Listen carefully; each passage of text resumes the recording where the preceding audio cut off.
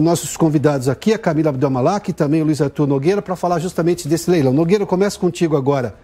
Não dá para não chamar de sucesso, porque nós estamos falando de um ágio de 231%. Eu vou contar até depois da vírgula, 0,02%. Levando-se em conta que nós precisamos de uma modernização, de novos investimentos, e um país que carece sim de investimento estrangeiro, que quer estar aberto para investimento estrangeiro, e foi uma empresa espanhola quem arrematou, nós estamos falando de um sucesso realmente nesse leilão, né?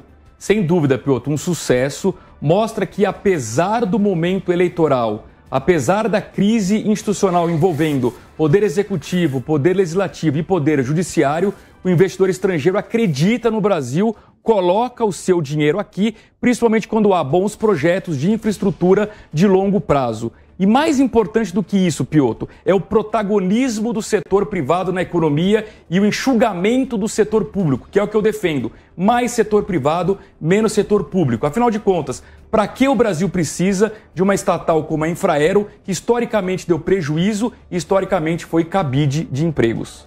Camila, você sempre faz aqui menção à sua preocupação num período eleitoral. O mercado financeiro tem preocupação, porque obviamente você pode comprometer o fiscal com anúncio de gastos e, claro, isso pode, digamos, intimidar o investidor estrangeiro, porque pode ver um país insolvente. Mas não foi isso que a gente viu nesse leilão. E nós estamos falando de dinheiro que vem para ficar, porque é obra de infraestrutura dos aeroportos, é um prazo de 30 anos a concessão e tem uma série de regramentos para sair também, ou seja, não é tão fácil. Ninguém vem se não fizer um grande estudo em relação a isso. Nós estamos falando de uma empresa que é extremamente profissional nessa área de aeroportos. Esse investidor está olhando o Brasil já, digamos, não somente com mais segurança, mas com uma lógica de estabilidade, apesar do momento político? Sem dúvidas, Piotr. Ponto crucial quando a gente fala no Brasil e vem aquela frustração em relação ao país do futuro, ao tal do voo de galinha, que o país cresce, depois mostra retração, depois mostra estabilidade no PIB. A linha para o crescimento econômico passa pelo investimento e infraestrutura, sem dúvidas. E a gente vem acompanhando um bom trabalho nos últimos anos, já foram mais de 80 leilões, a gente tem aí para os próximos 10 anos cerca de R$1 trilhão contratado de investimento.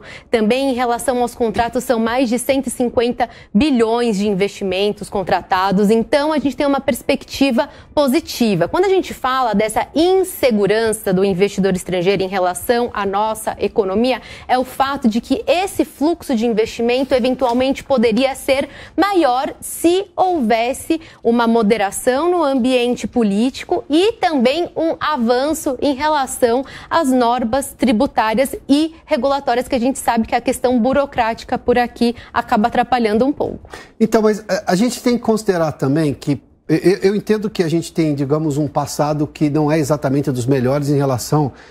Nos anos 80, nós demos um calote na dívida. Por mais que seja lá nos anos 80, e a Argentina já deu outros calotes para fazer um comparativo com um país também muito importante aqui na América do Sul, isso, obviamente, o investidor leva em conta. A gente não tem exatamente aquelas classificações de investimento no melhor dos momentos.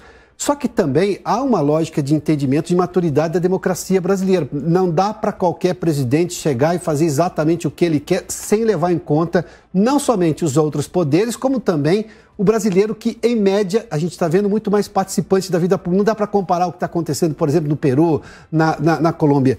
Nogueira, eu volto a você. Esse amadurecimento está sendo percebido pelo investidor. O Brasil é diferente não só porque fala português em relação aos seus vizinhos aqui, mas porque também tem uma lógica de funcionamento em que mudanças bruscas não serão admitidas dentro da sociedade brasileira? Sim, Piotr. A capital do Brasil não é Buenos Aires, como foi no passado, confundida pelos investidores. O Brasil é visto como uma democracia sólida, com alguns ruídos, faz parte do jogo democrático, do jogo eleitoral, mas eu lanço aqui um desafio, Piotr. Me aponte um país no mundo que tenha uma situação macroeconômica como a do Brasil, que tenha instituições democráticas estabelecidas como o Brasil e que tenha tanta oportunidade de infraestrutura. Porque se, por um lado, a nossa infraestrutura é precária em portos, aeroportos, rodovias e ferrovias, por outro lado, é um mar de oportunidades. Se a gente der um pouquinho de segurança jurídica, vai entrar ainda mais dinheiro estrangeiro aqui no Brasil.